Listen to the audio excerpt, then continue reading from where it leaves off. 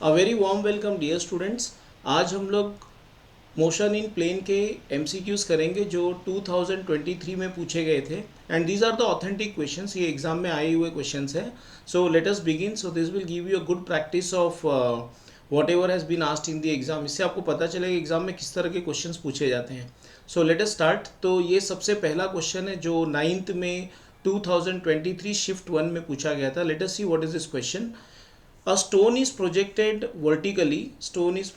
vertically upwards with a speed v। तो एक stone था जिसको वर्टिकली अपवर्ड्स फेंक दिया गया, right. Another stone of same mass is projected at an angle of 60 degrees with the vertical with the same speed v। So there are two stones, एक को तो सीधा सीधा ऊपर फेंका गया, ओके और दूसरे को वर्टिकल के साथ 60 डिग्रीज के एंगल पे फेंका गया। तो ये ऑब्वियस सी बात है कि जिसको हमने वर्टिकली 60 डिग्रीज के एंगल पे फेंका गया, what that stone will do, that stone will undergo projectile motion, right। the ratio of their potential energy at the highest point पे दोनों के potential energy की रेशियो क्या होगी। तो चलो स्टार्ट कर लेते हैं। This is the diagram. तो एक ये जो स्टोन 1 है इसको आपने सीधे सीधे ऊपर फेंक दिया, right, directly like this. So it is just going straight, it is only having vertical velocity. और दूसरे स्टोन को 60 degrees with the vertical, right. अब ये बहुत संभालने वाली बात है। देखो, हम जो अपने फॉर्मूलाज याद रखते हैं, जैसे रेंज की फॉर्मूला, एच मैक्स की फॉर्मूला, उसमें जो थीटा होता है that theta is the theta with the horizontal. और इस क्वेश्चन में जो थीटा दिया है 60 degrees, that is the angle with the vertical. तो अगर एंगल विद द वर्टिकल 60 है तो एंगल विद द हॉरिजॉन्टल 30 होगा, राइट। बस ये थोड़ा संभालना था बच्चों का। अगर ये जिस बच्चे ने सही कर लिया, बाकी तो सम बहुत ईजी है, राइट। अब देखो, हाईएस्ट पॉइंट पे पोटेंशियल एनर्जी चाहिए, तो यहाँ पे हाईएस्ट पॉइंट मतलब एच होगा, right. Highest displacement is H और यहाँ पे एच मैक्स होगा। पोटेंशियल एनर्जी की फॉर्मूला देखो, potential energy for the stone 1 is M G H. और एच क्या होता है, अगर एक स्टोन को v स्पीड से ऊपर फेंका जाए तो what is the maximum height it will go, v²/2g। अब ये कैसे आता है v²/2g, by using kinematical equations. तो ये मैंने दिखा दिए। Final velocity 0, initial velocity v और हमारा एक्सेलरेशन -g और डिस्प्लेसमेंट h। याद रखना बच्चों, हम एक रूल फॉलो करते हैं हमेशा, जो ऊपर की तरफ वेक्टर्स होते हैं उनको हम पॉजिटिव लेते हैं और जो डाउनवर्ड्स होते हैं उनको हम नेगेटिव लेते हैं। तो g डाउनवर्ड्स है तो इसलिए उसे -g लिखा, और डिस्प्लेसमेंट h अपवर्ड्स है इसलिए उसे +h लिखा हुआ है।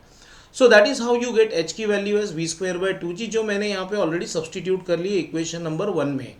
अब प्रोजेक्टाइल मोशन में एच मैक्स कैसे निकालते हैं, देखो, potential energy of the second stone M G into H max. Projectile motion में एच मैक्स का फॉर्मूला है u²sin²θ/2g। बट बस इतना याद रखना कि थीटा को 60 नहीं लेना है, 30 लेना है, राइट। क्योंकि हम जो फॉर्मूला में थीटा लिखते हैं that theta is theta with the horizontal. तो यहाँ पे आएगा mg v²sin²θ/2g। sin 30 कितना होता है, sin 30 होता है हाफ, तो sin²30 होगा 1/4 जो मैंने यहाँ पे लिख दिया है। और अब हमें सिर्फ क्या करना है, अभी तो हमें सिर्फ रेशियो लेना है अभी। तो अगर हमने रेशियो ले लिया, पोटेंशियल एनर्जी 1/पोटेंशियल एनर्जी 2, तो सब कुछ कैंसिल हो जाएगा and this is what you will get the answer. सिर्फ एक 4 बचेगा। सो the answer is 4/1। This is your final answer. और 4/1 मतलब ऑप्शन ए। अब हम अपने सेकेंड क्वेश्चन की तरफ चलते हैं। Second question, a body is release from the top of a tower h metre height दी है टावर की, वहाँ से एक स्टोन को रिलीज किया गया। रिलीज करने का मतलब होता है initial velocity 0। It takes time t seconds to reach the ground. The height of the body t/2 second after release, right, t/2 second after release. तो देखते हैं इस क्वेश्चन को कैसे सॉल्व करेंगे। पहले तो मैंने डायग्राम बना ली। h नीचे आने में उसे कितना टाइम लगा, t। तो मैंने काइनेमेटिकल लगा लिया कि काइनेमेटिकल इक्वेशन ये कहता है कि s is equal to ut plus half at²। अगर ध्यान से देखो तो इस बार हमारी डिस्प्लेसमेंट नीचे है, तो मैंने देखो s को -h लिखा है, राइट। और मैंने एक्सेलरेशन तो हमेशा नीचे होगा, एक्सेलरेशन ड्यू टू ग्रेविटी, तो उसको तो हमेशा -g लिखेंगे।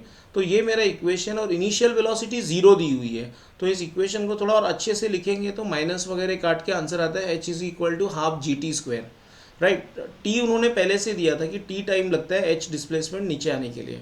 अब हमसे पूछा है कि what is the displacement in time t/2। तो बहुत ही आसान है, हम स्टार्टिंग यहाँ से डिस्प्लेसमेंट मेजर करते हैं, यहाँ से ऊपर से, right.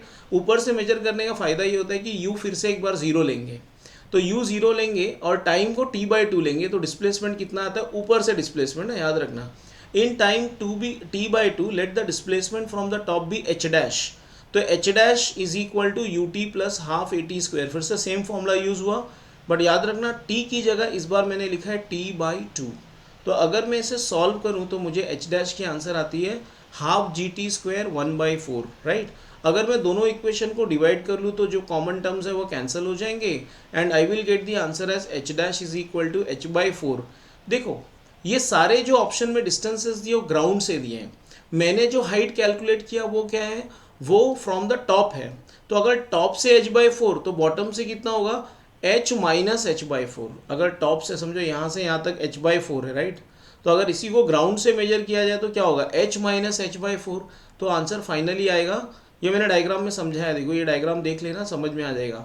Distance from the bottom will be equal to 3h/4। तो ये हमारा फाइनल आंसर है which is option number C. So the answer is 3h/4 meter from the ground. तीसरे क्वेश्चन की तरफ चलते हैं। ओके, तीसरे क्वेश्चन की तरफ।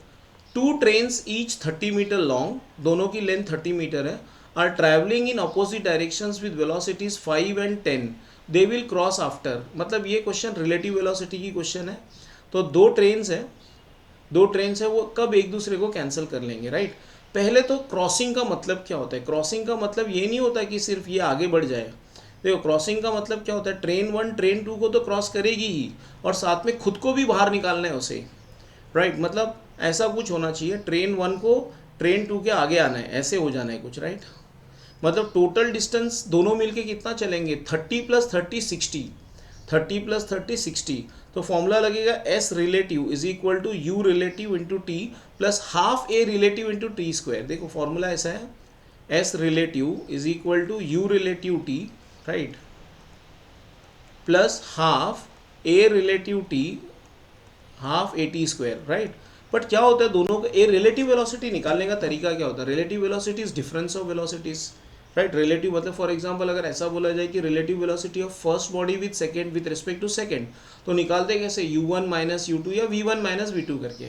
अब यहाँ पे s रिलेटिव का मतलब क्या होगा, दोनों ने मिलके कितना चला, तो दोनों ने मिलके कितना चला 30 30 60। तो ये तो 60 है, ये हम जानते हैं।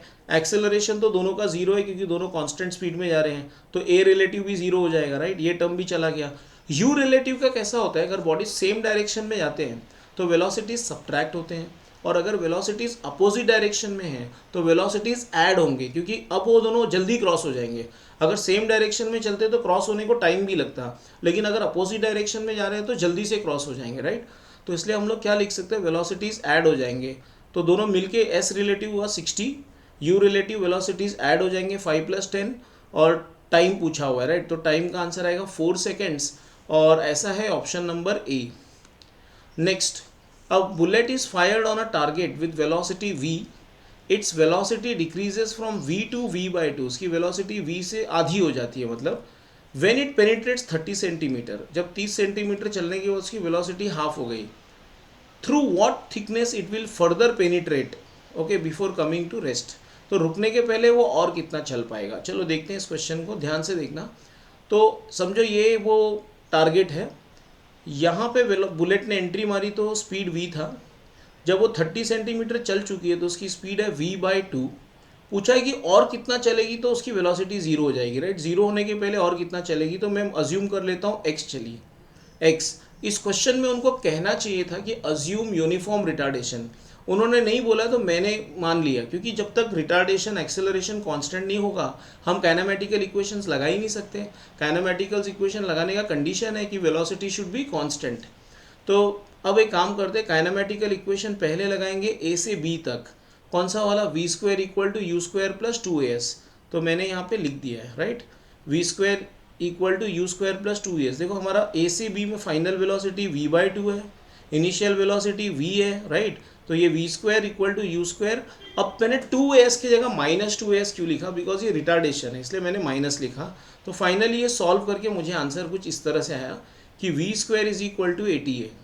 सॉल्व करके v² = 80a, करेक्ट। उसके बाद में नेक्स्ट, अब consider motion from b to f, b से f तक का मोशन कंसिडर करते हैं। अब हमारा इनिशियल वेलोसिटी v/2 होगा और फाइनल वेलोसिटी 0, फिर एक बार मैंने काइनेमेटिकल लगाया, देखो फाइनल वेलोसिटी को 0 लिखा, इनिशियल को v/2 लिखा, और मेरा आंसर आया कुछ इस तरह से v²/4 = 2ax। अब ये v² की वैल्यू है ना, मैं इक्वेशन नंबर 1 से यहाँ डाल देता हूँ। तो जब v² की वैल्यू इक्वेशन नंबर 1 से यहाँ सब्सटीट्यूट कर लूँगा तो I will get the answer of x as 10 centimeter. तो ये हमारा फाइनल आंसर है, which is option number C. Next question, two cars A and B start from the same point. Two cars A and B start from the same point, from a point, sorry, at the same time in straight line, and their positions are represented as, तो दो गाड़ियाँ हैं, उनकी position vector दी हुई है, position दी हुई है, right, displacement की इक्वेशन दी है basically. What time do the cars have same velocity, उनकी वेलोसिटी इक्वल कब होगी। देखो अगर हमको डिस्प्लेसमेंट दी जाती है और वेलोसिटी पूछा जाता है तो वेलोसिटी निकालने का सिंपल सा तरीका, velocity is rate of change of displacement with respect to time, या डेरिवेटिव ऑफ डिस्प्लेसमेंट, राइट। तो ये डिस्प्लेसमेंट दी है, इसकी डेरिवेटिव लूंगा तो मुझे क्या आएगी, वेलोसिटी, ए की वेलोसिटी, ये ए की वेलोसिटी है। I hope everyone knows derivative, A T की डेरिवेटिव ए आएगी BT² की 2BT। सिमिलरली हमको बी की भी डिस्प्लेसमेंट की इक्वेशन दी है, उसकी डेरिवेटिव लेने पे I think we will get velocity of B. तो देखो ये मेरे पास वेलोसिटी ऑफ ए आ गई, ये मेरे पास वेलोसिटी ऑफ बी आ गई, और मुझे पूछा गया क्वेश्चन में कि दोनों की वेलोसिटी कब इक्वल होगी। मतलब मैं लिखूंगा VA should be equal to VB। इनको सॉल्व करना है, VA इक्वल टू VB को सब्सटीट्यूट करके, और अपने आप टाइम का आंसर आ जाएगा। और सॉल्व करने के बाद टाइम का आंसर आता है x - a/2 × b+1। तो ये हमारा फाइनल आंसर है। नेक्स्ट क्वेश्चन देखते हैं। A ball is projected vertically upwards from ground, okay, it reaches a height h in time t1, continues its motion and then takes a time t2 to reach the ground, height h in terms of g t1 and t2। Okay, तो question कुछ इस तरह से कि ये समझो मैंने पूरे मोशन को लिख दिया है ABCD, राइट। तो A से B डिस्टेंस है h, उसने कितनी डिस्टेंस ट्रैवल की h, और टाइम लगा t1, और ये B से C से D आने में उसे टाइम लगा t2। मतलब एक स्टोन थी जिसको h डिस्टेंस जाने में कितना टाइम लगा, t1। h is not the top most वाला पॉइंट, ओके, वो हम नहीं जानते, कोई भी बीच का डिस्टेंस h है। तो यहाँ से यहाँ तक जाने में शायद टाइम t1 लगा, और जो बाकी का टाइम है वो t2 है, राइट। तो टोटल टाइम ऊपर से नीचे आने में उसे कितना लगा, t1 + t2। ऊपर जाके नीचे आने में जो टाइम लगता है उसे बोलते हैं time of flight. Time of flight जो वर्टिकल मोशन के केस में होता है 2u/g। तो मैंने एक अजम्पशन लिया, let u be the initial velocity. मैंने ये मान लिया कि इनिशियल वेलोसिटी u है, ठीक है, इनिशियल वेलोसिटी u है। तो टाइम ऑफ फ्लाइट मतलब ऊपर जाके नीचे आने में जो टाइम लगता है वो होता है 2u/g। और इस डायग्राम के हिसाब से या डेटा के हिसाब से देखा जाए तो टाइम ऑफ फ्लाइट है t1 + t2। तो मैं लिख सकता हूँ t1 + t2 = 2u/g। t1 + t2 = what, 2u/g, right. Time of ascent plus time of descent मिला के 2u/g होगा, that is total time of flight. अब मैं ए से बी तक काइनेमेटिकल लगा लेता हूँ। अगर मैं ए से बी तक काइनेमेटिकल इक्वेशन लगाऊँ तो मेरा आंसर आएगा s = ut + ½ at²। डिस्प्लेसमेंट ऊपर की तरफ है तो पॉजिटिव है, एक्सेलरेशन ड्यू टू ग्रेविटी हमेशा नीचे होगा इसलिए वो नेगेटिव है। So this is what you get the equation as. और अब मैं क्या करूँगा, इस इक्वेशन में u की वैल्यू डाल दूंगा। अगर तुम इस इक्वेशन को ध्यान से देखो तो u की वैल्यू क्या आएगी, u will be g_t1/t2/2। What is u, g_t1/t2/2, क्योंकि मेरे को फाइनल आंसर में u नहीं चाहिए, h चाहिए, t1 चाहिए, t2 चाहिए, लेकिन फाइनल आंसर में कौन नहीं चाहिए, मुझे नहीं चाहिए, वो टर्म है u। तो u को रिप्लेस कर देता हूँ यहाँ से। तो जब मैं u को रिप्लेस कर दूंगा तो कुछ ऐसा दिखेगा इक्वेशन। अब बस ब्रैकेट्स ओपन कर दो, अपने आप आंसर आ जाएगा, और आंसर आता है h = ½ g_t1/t2। This is our final answer. Next question की तरफ चलते हैं। Which one of the following statements is wrong. गलत वाला ढूंढना है, सही वाला नहीं ढूंढना है इसमें। You have to find out which statement amongst the given statements is wrong. तो हमें गलत वाला आंसर ढूंढना है, सही वाला नहीं, right. A body can have 0 velocity and still be accelerated, सही है, क्योंकि जब मैं एक स्टोन को फेंकता हूँ ऊपर फॉर एग्जाम्पल, तो टॉप मोस्ट पॉइंट पे उसकी वेलोसिटी 0 हो जाती है, राइट, बट फिर भी एक्सेलरेशन तो एक्ट होता है उसके ऊपर g वाला, राइट। तो ऐसा हो सकता है, पॉसिबल है, करेक्ट है। एक स्टोन को अगर ऊपर फेंकेंगे तो टॉप मोस्ट पॉइंट पे उसकी वेलोसिटी 0 होगी बट एक्सेलरेशन g होगा। सेकेंड क्वेश्चन है, a body can have constant velocity and still have varying speed. ये नहीं हो सकता, क्योंकि वेलोसिटी कांस्टेंट होने के लिए स्पीड भी कांस्टेंट चाहिए और डायरेक्शन ऑफ वेलोसिटी भी कांस्टेंट चाहिए। तो ऐसा नहीं हो सकता कि वेलोसिटी कांस्टेंट हो और स्पीड की डायरेक्शन चेंज हो रही हो। आई मीन ऐसा नहीं हो सकता कि मतलब वेलोसिटी कांस्टेंट और स्पीड बदल रहा हो, गलत है ये। तो यही हमारा आंसर है बी। लेकिन दूसरा भी देख लेते हैं, सी क्या कहते हैं। A body can have constant speed and varying velocity. Yes, ये पॉसिबल है uniform circular motion. Uniform circular motion में स्पीड कांस्टेंट होता है लेकिन वेलोसिटी की डायरेक्शन चेंज होती है, इसलिए वेलोसिटी चेंज होती है। और डी वाला भी यूसीएम में ऐसा होता है, राइट। तो करेक्ट आंसर इसका बी है, बी, राइट। वेलोसिटी कांस्टेंट होने के लिए ज़रूरी है कि स्पीड भी कांस्टेंट होनी चाहिए और डायरेक्शन भी अनचेंज्ड होना चाहिए। Next question, two bodies A and B start from same point at the same time and move along straight line. A moves with uniform acceleration, A acceleration A की दी हुई है, B moves with uniform velocity V, they meet after time t, what is the value of t? Simple है, ठीक है। मतलब दोनों शुरू तो एक ही जगह से होते हैं लेकिन एक तो जीरो स्पीड में चल रहा है, रेस्ट में था, और एक तो तुरंत चलते ही भागने लगता है, राइट। तो कौन सा जीरो स्पीड में था? बी वाला, नहीं सॉरी ए वाला, a body A moves with uniform acceleration. Uniform acceleration मतलब पहले उसकी स्पीड शायद जीरो रही थी, राइट। और ए वाले की इनिशियल स्पीड जीरो है बट एक्सेलरेट हो रहा है, मतलब उसकी स्पीड बढ़ती जाएगी। और बी वाला फटक से आगे निकल लेगा कुछ देर के लिए, राइट। तो ये ए और बी की स्टोरी है, ये ए और बी का डेटा है। मतलब इनिशियल वेलोसिटी ए का जीरो मान लेना और बी के इनिशियल वेलोसिटी और फाइनल वेलोसिटी सेम ही होगी क्योंकि बी का स्पीड कांस्टेंट है, ऐसा क्वेश्चन में लिखा हुआ है। कब मिलेंगे दोनों, यही क्वेश्चन है, right. When will they meet? Okay, starting में तो क्या होगा, स्टार्टिंग में तो मेरे ख्याल से बी आगे निकल जाएगा बिकॉज वो ऑलरेडी स्पीड में चल रहा है और ए की इनिशियल स्पीड जीरो है, बट ऑफकोर्स ए जीतेगा क्योंकि एक्सेलरेट हो रहा है, उसकी स्पीड बढ़ते बढ़ते बढ़ते आगे चले जाएगी, राइट। चलो देखते हैं। तो मैंने डेटा लिख दिया, ए का स्पीड, बी का स्पीड, एक्सेलरेशन लिख दिया। अब मैं फॉर्मूला क्या यूज़ कर रहा हूँ, देखो ध्यान से, कि बॉडीज मिलने के लिए उनकी रिलेटिव डिस्प्लेसमेंट जीरो होनी चाहिए। What is the meaning of relative displacement zero होनी चाहिए? ध्यान से सुनना। अगर बॉडी को मिलना है एक दूसरे से तो उनकी रिलेटिव डिस्प्लेसमेंट क्या होनी चाहिए? जीरो। मतलब जितना डिस्टेंस चला ए उतना ही डिस्टेंस बी चला, तो S A minus S B should be with respect to each other, उनकी डिस्प्लेसमेंट जीरो होगी। तो मैं रिलेटिव वेलोसिटी का फॉर्मूला यूज़ कर रहा हूँ, S relative equal to U relative T plus half A relative into T square. और दोनों सेम डायरेक्शन में चलेंगे तो वेलोसिटीज और एक्सेलरेशन सब्ट्रैक्ट होगी।